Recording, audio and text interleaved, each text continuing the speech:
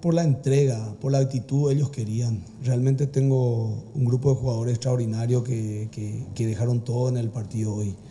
Eh, Nosotros nos costó levantarnos un poco, o sea, acomodarnos después del gol en contra en los primeros minutos, pero después en el segundo tiempo corregimos, ¿verdad? Y tratamos, no, o sea, se comprometieron ellos con toda la fuerza de revertir la situación. Es un grupo fantástico y se merecen, se merecen tener esta oportunidad y bueno, siempre es gratis soñar, ¿verdad? Seguimos en carrera, entonces estamos más que conformes con la actuación de todos ellos. Y me parece lo mínimo que se puede dar es una finalísima, ¿verdad? Lo mínimo por el esfuerzo que han hecho estos jugadores, porque se han entregado desde que empezaron la temporada, a mí me consta.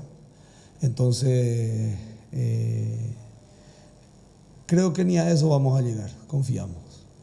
No, influye mucho porque fue una semana complicada, una semana en donde destituyeron al director técnico, al profe Jubero, una semana en donde perdimos, la verdad era todo triste, pero bueno, ahora por lo menos hicimos lo nuestro, ganamos los 3 puntos, estamos ahí, metimos un poco de presión a Guaraní, seguir soñando, ¿por qué no? Estamos todavía ahí, siempre y cuando haya posibilidad matemática vamos a seguir soñando en el campeonato y bueno, así vamos a entrar como hoy, dejar todo dentro de la cancha en los 3 últimos partidos que nos quedan.